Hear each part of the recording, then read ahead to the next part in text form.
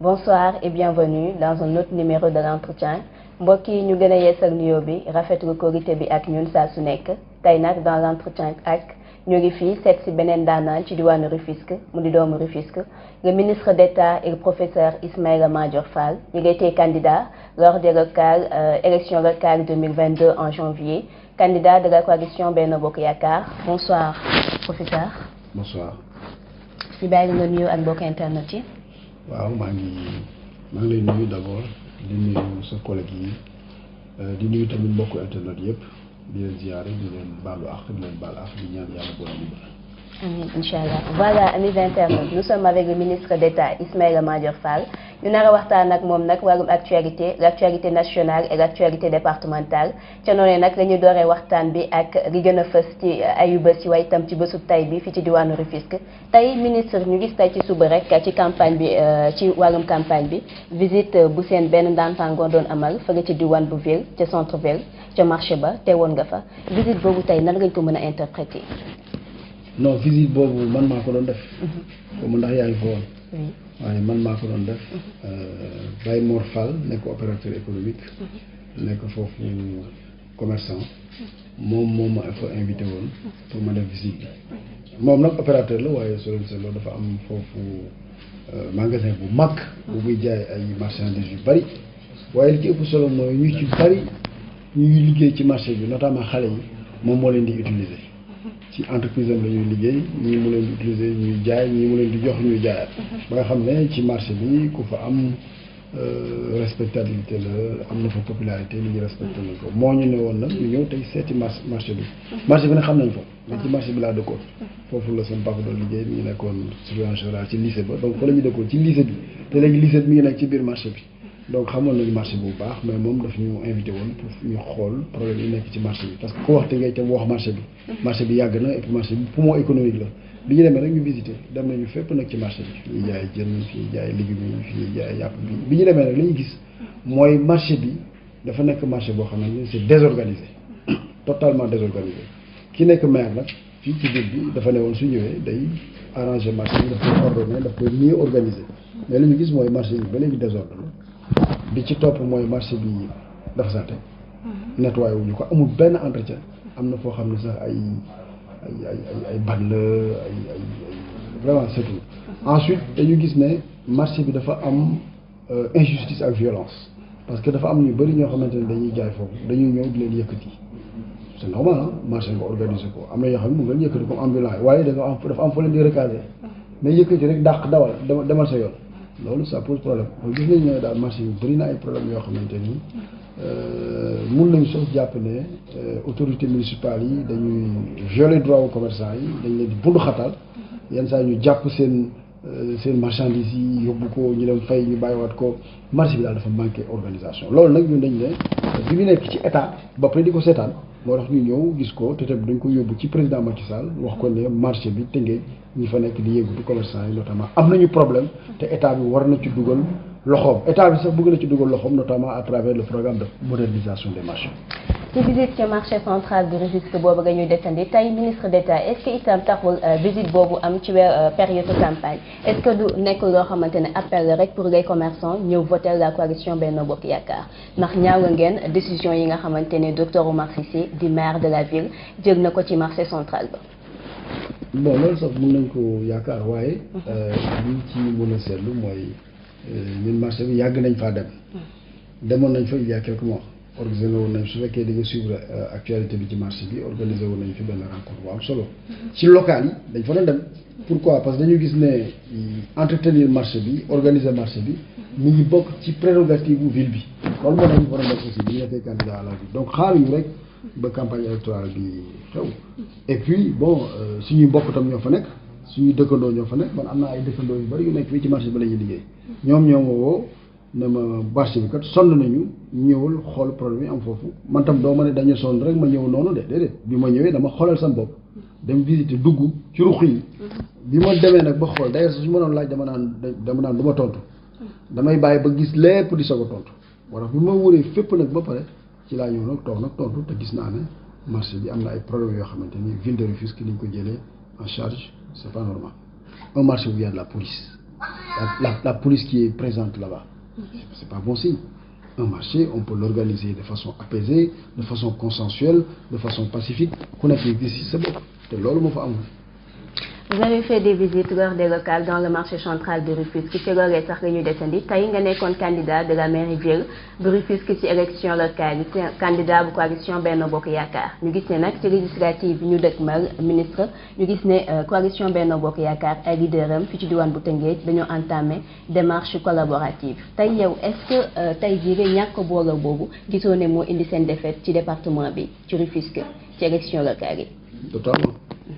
dëgg ngay wax parce que suñu xoolee fii élection yi ni mu demee biir Tëngéej le maire de l'Est par exemple on nous donne cet exemple ou le maire du Nord ou même le maire de la ville c'est des maires par défaut c'est des maires qui sont minoritaires. et justement frustration boobu est-ce que ñëwul bi nga xamante ne coalition Benno Bokk Yaakaar investiroon nañu la ci élection locale bi ñu gis nañ ne bi ñu la investir tak rek yeneen ci sa ay naataangoo ku si nekk da ngaa bëgg a natt sa bopp. waaw bon dafa am ñu ne mi ngi soog a ñëw. am na suñu ne dëkkul Tëngéej te maa leen gën a dëkk fii. am na ñoo xam ne dañ ne amul base waaye bi ñu demee ci élection yi ñoom ñëpp maa leen raw ñi bokk Benno Bokk Yaakaar yëpp ñi ci gën a tuuti la maa ngi ko rawee 3000 voix am na ñoo xam ne 2 fois laa am li ñu am voix te yàgg nañu politique fii def nañ fi 20 ans 25 ans donc bon loolu moom la weesu nañ ko mais gis nañu ne les maires sont minoritaires. Je prends l'exemple de l'Est fii le maire a 17%. 17% il est maire ñun Benno Bokk Yaakaar on a 43%.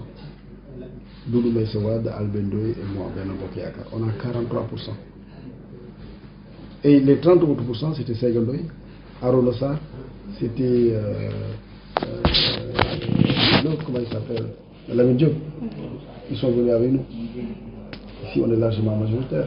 À l'Est, celui qui a gagné la mairie, il a 3600 voix. Ah, au Nord, celui qui a gagné la mairie a 3600 voix. Benno Bokk Yaakaar a 11 000 voix. 11 000 voix. Celui qui a la mairie a 3600 voix. C'est pour ça que d'ailleurs, ce n'est pas des maires populaires. Ça, ils ne passent pas dans les rues et que les gens disent Monsieur le maire, comment vous allez? Non, s'ils passent dans les rues, on ne les reconnaît pas. Parce qu'ils ne sont pas populaires. Ils n'ont pas 70%. Ils n'ont pas 55%. Ils ont 17%. Le maire de la ville de Rufisque, c'est la même chose. Le maire de la ville, il a combien? 10 500 voix. Nous, on a 35 000 voix. Nous, 35 000 voix. C'est-à-dire qu'Albert Ndoye et moi seulement, on a plus que le maire de la ville. Il a 10 500 voix. Moi-même, ma liste avait 9 811 voix. C'est un maire pas de vous, c'est un maire qui a moins de 20%. Donc c'est pour ça que ce n'est pas des maires populaires. Justement, quand on n'a pas cette assise populaire, cette base populaire, il faut après négocier. Négocier avec toutes les composantes du conseil municipal et essayer d'asseoir, voilà, d'élargir sa base populaire. Et puis, nous, Benno Bokk Yaakaar, bi ñu defee aussi jàngat boobu dañu gis ne ñun kat dañoo ñàkk affaire yi nekkate parce que dañoo àndul woon rek ñun ñoo ëpp nit ñoo ëpp mbooloo waaye gañewuñu. est-ce que itam sa investi moo créé frustration yooyu noonu yëpp ba créé défaite fii ci département bi ak coalition Benno Bokk Yaakaar. waaw mun na nekk mais en tout cas lu taxoon ñu investir ma. président dafa ma investir parce que dafa ne def nañu ay sondage gis nañu ne moo leen di raw. soo leen di dem nag man ak yow ak Lamine ñu dem élection. ñu ni yow yaa jiitu soo leen demee yow yaa jiitu Lamine moo ci topp man maa ci topp kan la ñu war a investir. yow la ñuy war a investir yaa jiitu. donc loolu la c'était pas sur la base d'accointance ou bien ay sama xarit la non dafa amoon ay données information administrative ay sondage mais li ñuy gis mooy moo leen di jiitu donc dañuy jiital ki nga xamante ni moo ëpp chance ñeneen ñi nag suñu toogoon tam fi ñu toog ñëpp ay gagné donc loolu nag erreur la boo xamante mais dañ ko dépassé vite loolu parce que yàlla aussi mooy fal moo tax on a tourné la page bi ñu tourné page bi nag immédiatement après nag on a lancé nag une grande concertation. Et justement ci moo leen raw boobu est-ce que du mu raw leen ci ay élection taxul ñu investir fii di député Ndiagne Diop di maire bu Bambilor li nga xamante ne moom bokk na ci ñi gagné commune am ci coalition Benno Bokk Yaakaar ci élection locale yi ñu génn est-ce que du raw boobu moo tax ñu investiraat ko ci élection législative yi. waaw lu tax ñu investir ko d'abord soo seetloo moom député la parce que soo xoolee investiture yi am tëjee ñi investir mooy ñan ñu nekkoon député. Seydou Diouf dafa nekkoon député investiraat nañ ko parce que député la bu am expérience parlementaire et puis ñu xam nag importance am biir assemblée ñu rëy leen ñu investiraat ko Souleymane Ndoye député la woon ñu investiraat ko Ndiagne Diop député la woon ñu investiraat ko Diary Diène rek moo ci nekk woon député ñu investir ko donc ñi investir ñëpp ay député donc on a privilégié la continuité ñi fi nekkoon ñoom la ñu renouveler et puis Diagne aussi il a gagné sa commune, c'est important. Voilà. Et puis bon, moi j'ai pas vocation à être député. Et justement, restons sur les investis de la coalition Benno Bokk Yaakaar tey ministre Madior Fall est-ce que itam ñu investiraat député Ndiagne Diop Seydou Diouf fii ci département bu Rufisque ñu investir ci Ndiagne Diop coalition Benno Bokk Yaakaar tabbaat les mêmes députés est-ce que loolu bu ñu sukkandikoo rek ci département bu Rufisque njariñ la ci département bi bu ñu gisee jafe-jafe yu wër ci département bu Rufisque ñu ñëwaat même investi yi. Bon, même investi quand même am na une part de mérite. Parce que bon soo gisee ko notre frère Seydou Diouf franchement kuy xool assemblée nationale ni muy demee li ngay gis taxawaayam foofu am na solo am na xam-xam am na taxawaay bi am na expérience parlementaire soo amee ku mel noonu mais da nga koy garder surtout que assemblée nationale bi ñu nar a am ça va être assemblée nationale pluraliste débat yi dina fa takkarnaase il vaut mieux nga yóbbu koo xamante ni mën na soutenir débat bi. Bon, et puis ñeneen ñi aussi je pense qu'ils n'ont pas démérité quelqu'un comme Gagne nekk député nekk maire gagnewaat en politique aussi gagner c'est important il suffit pas d'être populaire mais il faut gagner donc man dama jàpp ne loolu baax na ci Tëngéej maintenant député yi aussi il faut pas qu'on se trompe député dëgg la dina waxal bon encore que sax député yi nekk sur la liste nationale waxuñu la ñu waxal waa Tëngéej ñoom c'est des députés de la nation. Donc député yi nga xamante ni ñoo jógee ci département yi la ñuy wax ñoom ñooy représenter département bi. Bon encore que ñoom war nañu yóbbu problème mu département bi mais suñu régime politique nag ni muy fonctionner nañu wax dëgg bi fii les problèmes exécutif bi moo koy régler les problèmes gouvernement bi moo koy régler parce que assemblée nationale amul sax expertise bi gouvernement bi am pour concevoir politique publique yi. Loolu gouvernement moo koy def bon assemblée nationale c'est bien mais l'assemblée nationale c'est surtout pour voter la loi contrôler le gouvernement évaluer les politiques publiques donc bon le député souvent voilà il n'a pas vocation d'ailleurs à représenter juste un département c'est vrai que nag député su demee mën na relayer def plaidoyer pour yenn problème yi nga xamante ni dafa am ci département bi donc qui prend en charge les problèmes c'est le gouvernement voilà moo tax baax na nga am taxawaay ci assemblée nationale bi mais département bi aussi dafa war a am taxawaay bu am solo aussi ci gouvernement bi ci exécutif bi. est-ce que itam baaxul ñu fàttali le mot député du peuple parce que bu ñu gisee 13e législature bi tey en tant que constitutionnaliste yow bu ñu la laajoon sa jàngat ci 13e législature bi nga xamante ni majoritairement la mouvance présidentielle ñoo ko moom foofee ci assemblée nationale. tey yow lan mooy nekk sa jàngat ci 13e législature bi ñu jógee. bon sama jàngat xam nga soo bëggee def jàngat. da nga naan député yi lan mooy seen liggéey. et après da nga leen di évaluer par rapport à ça. Première mission d'un député c'est voter la loi. Oui. Deuxième mission c'est contrôler l'exécutif. Troisième mission c'est évaluer les politiques publiques. mun nañ xool ndax liggéey boobu def nañ ko bon yenn saa ndax xuloo nañ fa ndax xeex nañ fa dans tous les parlements du monde sauf le parlement britannique et encore même le parlement britannique nit ñi dañuy xuloo pas tous les parlements du monde nit ñi dañuy xuloo parce que bon les parlementaires voilà c'est des gens yoo xam ne duñu bokk même mouvance politique suñu ñëwee assemblée yenn saa yi débat yi dafay passionné il arrive que nit ñi di xeex même dans les démocraties les plus avancées da ngay gis ay parlement yoo xam ni députés yi dañuy xeex loolu du Sénégal rek loolu assemblée nationale ou parlement de façon générale moo sax ñoom donc loolu du problème léegi nag da nga naan ndax loi yi di leen jox voté nañ ko évidemment oui donc mission fonction législative bi def nañ ko léegi nag mun nañ ne est-ce que ñoom def nañu ay proposition de loi yu bari les députés amul vocation pour def proposition de loi parce que amul information yi nga xamante ni daf ko soxla pour def une bonne proposition de loi information exécutive moo ko yore ensuite loi bi gën a am solo assemblée mooy loi de finances c'est le ministère des finances qui le prépare donc voté nañu loi yi ngeen indil mission de vote de la loi contrôler le gouvernement bien sûr ils ont contrôlé le gouvernement parce que dinañu def ay sessions de questions-réponses dinañu def ay des missions d'information parlementaire donc def nañ ko par contre est-ce que def nañu évaluation des politiques publiques parce que loolu benn mission la boo xamante ni constitution référendum 2016 bi moo ko yokkoon mission d'évaluation des politiques publiques c'est-à-dire mooy politique publique yi nga xam ne dañ koy def yëpp ñu xool ndax am na impact par exemple les politiques éducatives est-ce que am na impact ci éducation sénégalais yi politique sanitaire yi lan mooy nekk impact et cette mission d'évaluation des politiques publiques n'a pas été suffisamment faite parce que aussi pour faire l'évaluation des politiques publiques il faut nga am les moyens et quand on dit les moyens c'est les moyens humains c'est les moyens techniques pour nga dem mun def évaluation politique donc globalement la 13e législature comme la 12e comme la 11e comme la 9e comme la 8e def nañu seen liggéey parce que maintenant nag ñi wax ne defuñu seen liggéey donc bëggoon naa ñu génne éléments yi ñu fondé pour wax ne defuñu seen liggéey parce que bon parfois aussi je pense que c'est Senghor qui disait l'art est difficile et la critique est facile. Et justement n'oublions pas que la population tey ñoom ñooy voté les députés du peuple voté seen ay ndaw yóbbu leen sa pencum ndaw réew mi tey bu ñu gisee ci fin wu 13e législature bi ñu bëri ci askan wi dañ ne sentir ñu liggéeyu député yi nga xamante ñoom lañ leen tabb tey est-ce que tey jotul ñu def ay coppite ngir améliorer seen liggéey ci wàllum luwaay gën a gënal askan wi. waaw bon c'est vrai que su fekkee tey da nga ne est-ce que sentir ngeen député yi seen liggéey. parce que ñoom suñu basé woo ci problème yi nga xamante ne am na fi ci assemblée nationale bokk na ci député yi nga xamante ne taxal nañ leen ci wàllum passeport diplomatique ak yeneen ñoom peut-être mën nañ jàpp ne yooyu député defuñu seen liggéey foofee ca pencum ndaw réew mi. ay député suñu demee. def trafic de passeport diplomatique. kan moo ci yoonu assemblée. justement yoonam waru ci mën a nekk mais tey ki nga xamante ni moo porté la voix. benn député su demee génn dem xeex foofu ba gaañ nit ñu yóbbu ko police. lan moo ci yoon assemblée. benn député mandi dawal oto fiir nit. lan moo ci yoon assemblée.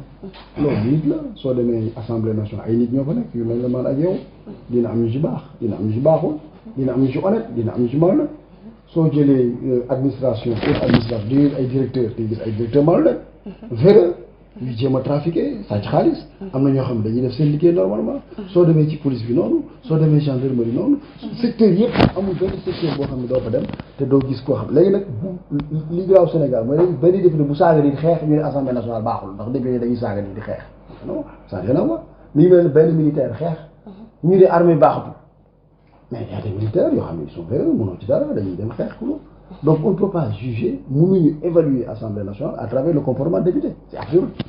et hors bi le personne et la personnage tey itam est-ce que bokkul ci loi yi nga xamante ne askanu Sénégal yu bëri duñu ci ànd bokk na ci loi sur la terrorisme tey ñu bëri bëgguñu loi boobu. loolu est-ce que taxul ñuy tax parce que jàpp nañ ne des fois suñ ko tegee mën nañ see taxal nit alors que kooku nekk fa. ci wàllum mars yi am ci Sénégal dañ ciy taxal nit wàllum terrorisme tey bu ñu defee seen jàngat ñoom bokk nañ ci lu ñu wax ne assemblée nationale bi jegewu leen waaye itam sentir ñu seen liggéey. loi boobu di wax sur le terrorisme. marche amu ci. loi bi yëpp marche amu ci. mais ñoom askan wi bu ñu gisee ne tey jii loi boobee avant du nekkul avantage ici au Sénégal. parce que bu ñu sukkandikoo ci seen ay kàddu tey ji jàpp nañ ne boobee loi dañ koy teg ngir daal di bunn xatal nit wala teg ko nit koo xamante ne nekkul ci loolu ci seen ay kàddu ñoom jàpp nañ loolu. alors que loi bi loolu moo tax nag attention c'est vrai que foofu laay d'accord ak yow il faut toujours communiquer. c'est-à-dire nit ñi aussi soo indee benn loi nit ñi joxe ci mauvaise interprétation da ngay leeral. damay fàttali bi ñu defee référendum 2016 ñu def oui ak non xam nañu lu ñu wax.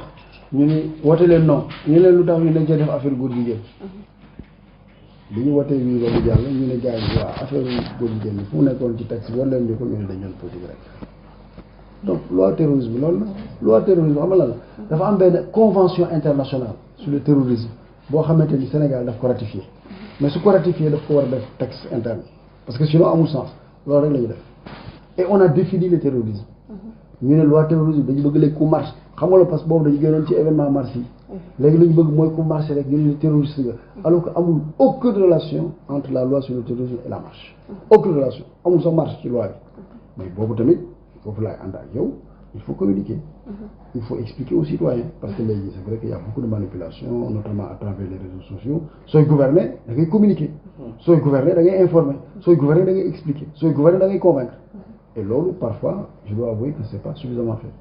est-ce que jàpp nga ne 14e législature bi ñu jëm wàllum communication boobu ñàkk communication boobu daañu ko ci teggi waaye itam wàllum digitalisation de l'administration au sein de l'Assemblée tey yow boo ñu ci doon wax ban coppite la ñu ci mën a am loolu ne dina concret ci 14e législature bi de. boo xam ne digitalisation de l'Assemblée du assemblée rek quoi. mais il y a dañu am benn projet de digitalisation de toute l'administration. oui voilà même la justice. il y a un projet de e-justice de digitalisation de la justice bon c'est vrai que ni ko président bëggee woon yéex na waaye am na ay progrès yu bëri soo jëlee aujourd'hui tout ce qui concerne par exemple le traitement des salaires des fonctionnaires, c'est digitalisé. Aujourd'hui, au niveau de la justice, il y a un secteur, je donne l'exemple. Tout ce qui est maintenant droit commercial, c'est digitalisé. C'est-à-dire que nous avons fait un procès sans même aller au tribunal. Avocats, à partir de leur cabinet, introduire des recours, etc. Assemblée nationale aussi, il y a une digitalisation. La communication, il y a une digitalisation, et puis les systèmes de traduction simultanée dans les 6 langues nationales. Il y a des progrès. Peut-être que ce n'est pas aller aussi vite qu'on le veut, mais il y a des progrès. Et je pense que la 14e législature, nous avons une occasion pour accélérer la digitalisation. Qu'il sera occasion ou pas wéetal si mais tey ministre Madior Fall tey bu ñu jàppee 14e législature bi yow nga nekk constitutionnaliste waaye itam ngay appuyer la coalition Benno Bokk Yaakaar ci élection législative yi tey est-ce que jàpp nañ ne coalition Benno Bokk Yaakaar suñ ko voteree ci législative yi mu nekk majoritaire lan nga war a proposer aux Sénégalais à l'Assemblée nationale ngir liggéey bi gën a ñëw. Bon, en réalité. Si nous voulons considérer législative, limiter l'Assemblée nationale, nous devons réduire l'affaire. Parce qu'en réalité, législative, si nous fait, nous devons à une force politique, majorité parlementaire, mais au-delà de la majorité parlementaire, le fait d'avoir une majorité permet de gouverner. Donc, réforme, il y a l'Assemblée réglée.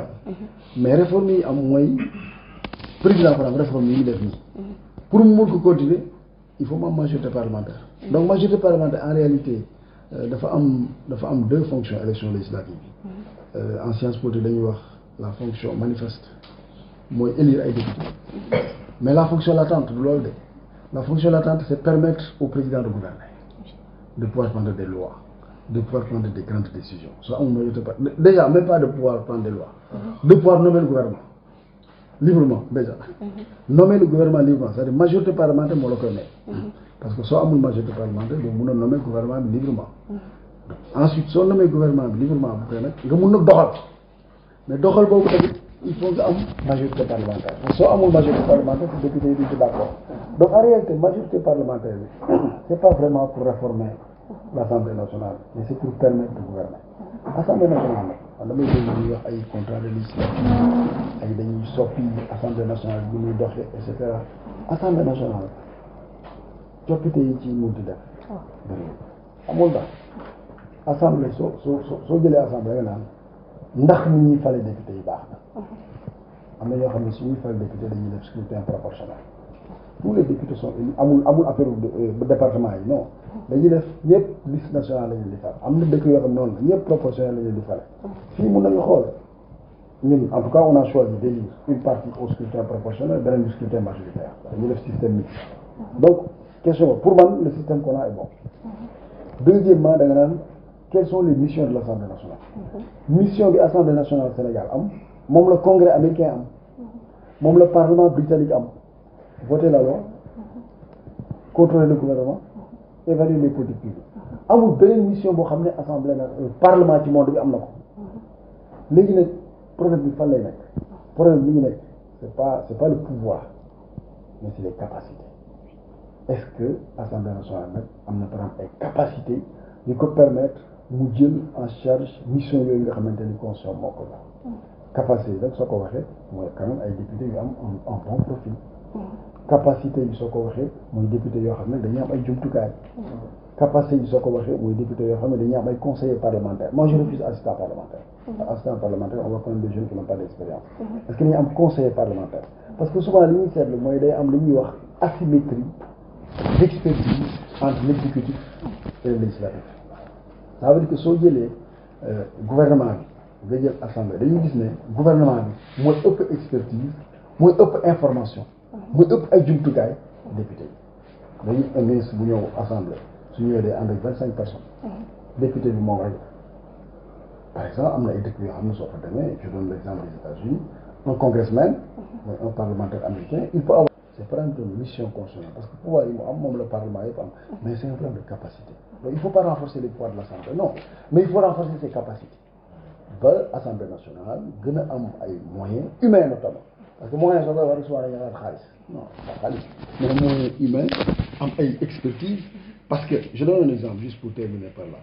Normalement, le ministre de l'Agriculture, quand il vient à l'Assemblée nationale, mais les députés qui sont chargés de le contrôler doivent avoir le même niveau d'expertise que le ministère de l'Agriculture. Même niveau d'expertise. Quand le ministre de l'Énergie arrive, l'Assemblée nationale doit avoir les mêmes ressources pour pouvoir contrôler les politiques énergétiques du gouvernement. Donc, Assemblée, je fais le plaidoyer, c'est qu'on doit renforcer les capacités de l'Assemblée pour mieux contrôler le gouvernement. Parce que contrôler le gouvernement, renforcer les capacités. Je vais expliquer, par exemple, ñu def ba nga xamante ni Assemblée nationale day am expertise technique bi. Parce que amuñu ko. Je donne un exemple. Tous les cadres qui existent au niveau du ministère de l'Agriculture n'existent pas au niveau de l'Assemblée. Je ne dis pas que l'Assemblée doit avoir la même chose, mais on doit les renforcer. Parce que sinon, le ministre de l'Agriculture qui arrive à l'Assemblée, qui parle de l'agriculture, les députés n'ont pas les informations pour le suivre. L'énergie, le domaine du pétrole, du gaz par exemple, si les députés n'ont pas les informations qu'il faut sur cette question, comment ils peuvent établir un dialogue avec le gouvernement? Et en réalité, souvent, il faut des contrôles parlementaires qui doivent on contrôle juste pour savoir si le gouvernement exécute bien les autorisations de l'Assemblée. Parfois, même le contrôle est arrangé le président de la République. Parce que l'Assemblée peut contrôler, par informer le président, le président a un ministre bon nommé, mais si nous contrôlons, nous avons des manquements. Si nous avons un terrain, une évaluation politique publique ci domaine, nous avons ce qu'il lay wax yépp amul impact. Le président est bon, kon loolu lu baax la. Donc contrôle en fait loolu lay jël.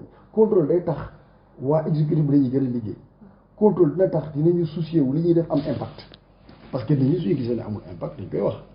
te président yaakaar naa ne lu muy def aussi daf ba mu am impact. Et justement tey jii investir coalition Benno Bokk Yaakaar ci élection législative yi est-ce que jàpp nga ne capacité boobu ngay wax ñoom am nañ ko ngir gérer ñu suñu assemblée nationale ba ñu mën a gën a gouverner. nos capacités yi normalement c'est l'État qui le donne de ça. mais tey yow jàpp nga ne nan nga ñu war a mën a def ba renforcer capacité yi parce que nee nga tey assemblée nationale mënuñu ci changer lu bëri mais renforcement de capacité la ñu war a mën a def. tey est-ce que ñu investir ci coalition Benno Bokk Yaakaar renforcement de capacité boobu fas yéene nañu koo def. en fait pour man sax bu nekkee amuñu ko. pour man sax su may wax renforcer capacité. du député yi leen jàngal. enfin je vais dire séminaire de formation des parlementaires je suis contre. Pourquoi on fait un séminaire de formation des parlementaires alors qu'on fait un séminaire de formation des ministres? Non. Bon, on doit les voir ressources humaines. Si la élire, parce que si la élire le président, ou élire le maire, ou élire le député, bon, écoute, hein, tu n'es pas censé connaître les choses. Hein. D'ailleurs, parce que le suffrage universel, moi, là, il y a une élection. ñu si tànn kenn du ñu tànn ki ëpp xam-xam du ñu tànn ki ëpp expérience souvent dañuy tànn ki gën a populaire mais il se trouve que parfois ki gën a populaire xamul dara mais justement loolu nag soo amee dañ ko war a jox ay compétences ay experts yoo xam ne ñoo koy accompagner te moo tax man pour man très concrètement li may proposer loolu tax ma doon wax ne góoma affaire assistant parlementaire parfois mais li ma gën mooy conseiller parlementaire un parlementaire mën nañu sax am un pool de conseillers parlementaires avec des spécialistes de l'agriculture, des spécialistes des politiques publiques, des spécialistes des finances publiques, des spécialistes de l'environnement, des spécialistes de gaz, pétrole, par exemple, des spécialistes de la défense, des spécialistes des relations internationales, un pool d'experts. On le met à la disposition des députés. Par exemple, quand le gouvernement envoie des projets, ou quand le gouvernement fait des choses, ñoom tam seen expert xoolal gouvernement bi ay experts ñoo leen koy xoolal député yi tam am ay experts yu leen ko wax. étudier leen ko le projet bi leen gouvernement bi envoyé lii moo ci nekk ak lii ak lii ak lii ak lii soo leen buggee def loo xamante ni dina baax pour Sénégal li ngeen war a def ak lii ak lii ñu lire ko comprendre ko su gouvernement bi ñëwee le dialogue équilibré gouvernement bi seen expert wax nañ leen seen wax waaye député yi tam seen expert wax nañ leen seen wax donc loolu laay wooye renforcement des capacités parce que soo amul capacité yooyu on a beau dire tu votes la loi mais si on t'amène un projet de loi te xamoo ci dara on a beau dire tu contrôles le gouvernement mais soo xamul da ngay contrôler le gouvernement bi. est-ce que loolu yoon nga ñu tabb la ba pare ñu doog a ñëw ci loolu te tabb nañu la ba pare. mais tabb noonu la parce que yow liste pour le développement du pays est-ce que loolu yoon la. 8 listes yi. 8 listes yi tam moo leen di fal Sénégalais. léegi Sénégalais dañu leen naan ki ngeen fal war leen ko woon fal. mais les responsables de coalition. On a choisi des maires là mais il y a des maires qui ne comprennent rien mais ils sont maires qu'est-ce qu'on fait ils sont maires ils sont élus. am na ñoo xamante ni ñoo leen dàq jàng foofu ñoo leen gën a xam affaire mais faral ñu leen justement c'est ça aussi la démocratie. moo tax da ngay gis am na y a beaucoup de théoriciens de la démocratie qui avaient des réserves sur la démocratie en disant qu'au fond la démocratie c'est pas le meilleur système de gouvernement. Quelqu'un a dit que c'est la moins mauvaise forme de gouvernement.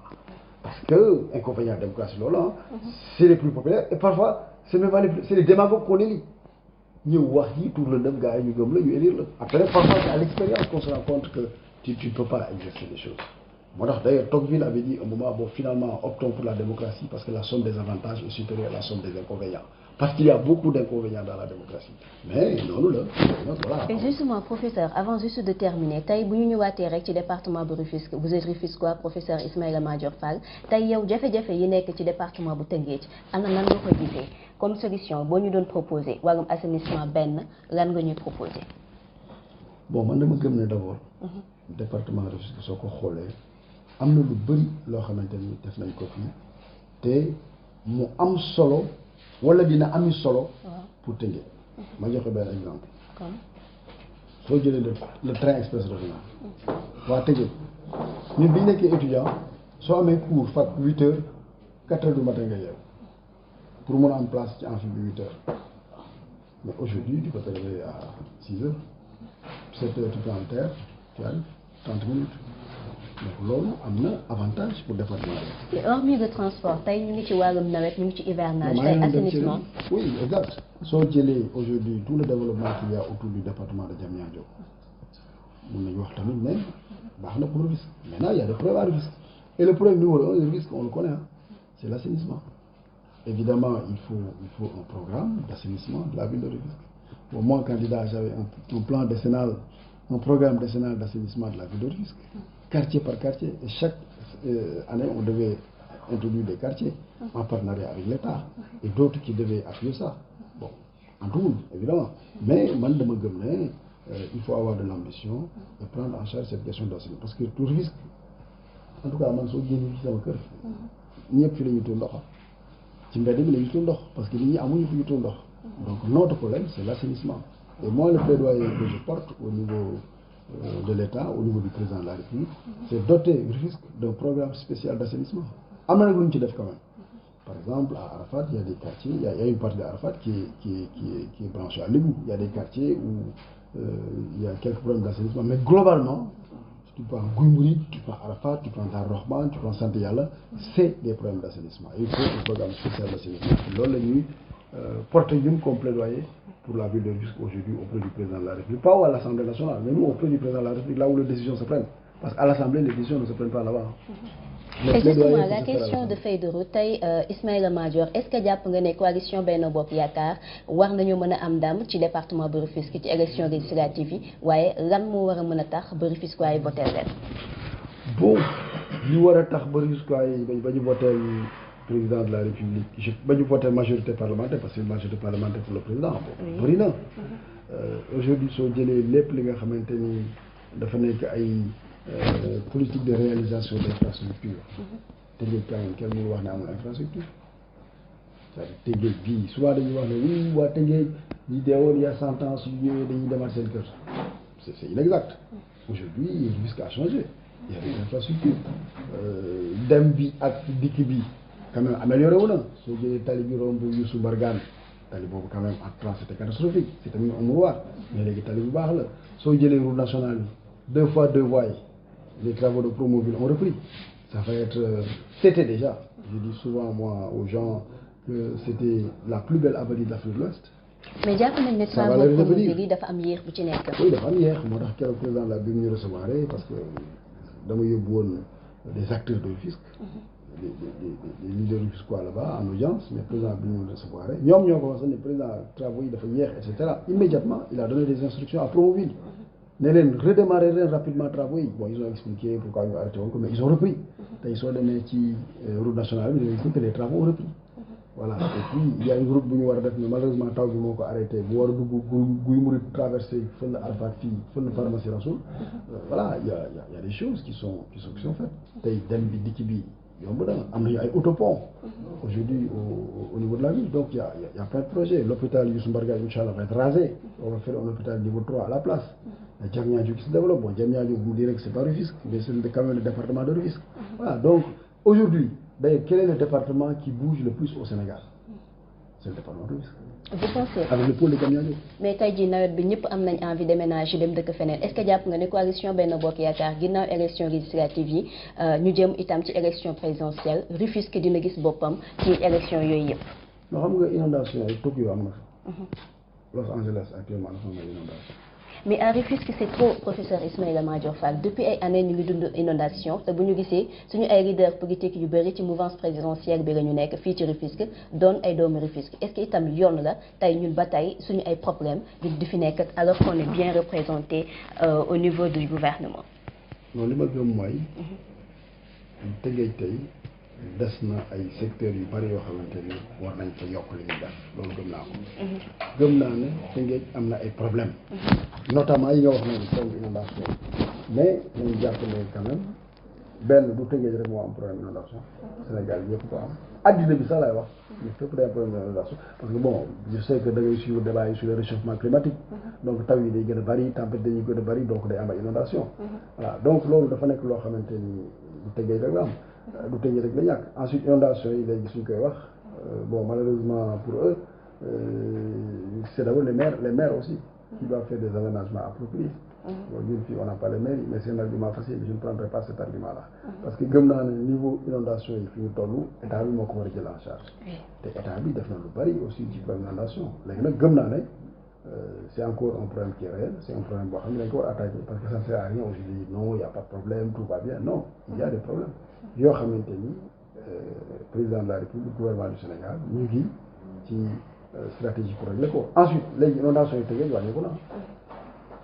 vraiment sama quartier amul inondation maa ngi dëkk ci Arafat jël ci nga woon ma inondation amul parce que man fi ma dëkk fii sama quartier Arafat dafa kawe.